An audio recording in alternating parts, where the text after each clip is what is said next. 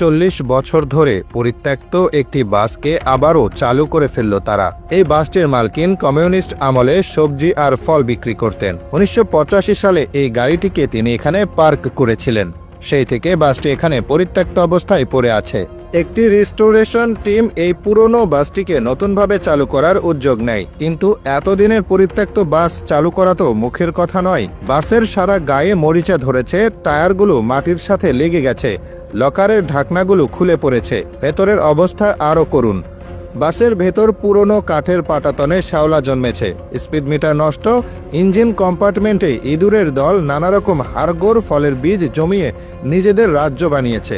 বাসের এই হাল দেখে তাই রিস্টোরেশন টিম প্রথমে দেখতে চাইল বাসটির তারগুলো পরীক্ষা করতে শুরু করলো, আদৌ এতে বিদ্যুৎ প্রবাহিত হয় কিনা।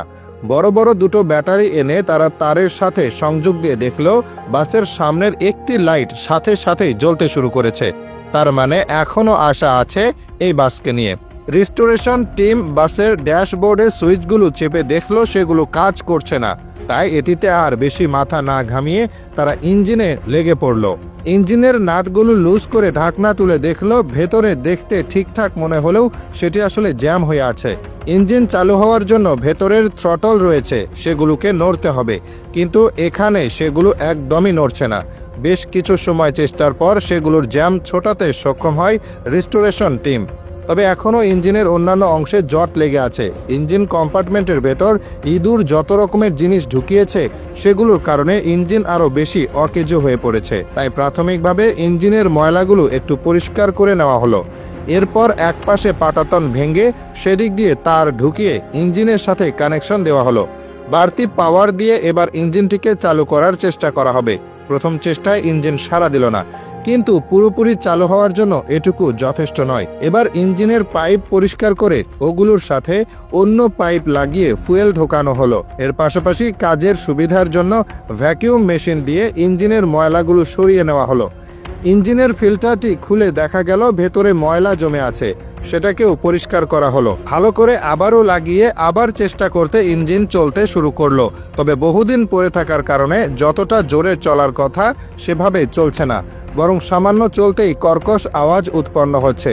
এবার ব্যাটারির সাথে জোড়া লাগানো বাসের পুরনো তারটি বাদ দিয়ে নতুন তার লাগিয়ে দেখা হলো কাজ হয় কিনা, কিন্তু অবস্থা সেই আগের মতোই।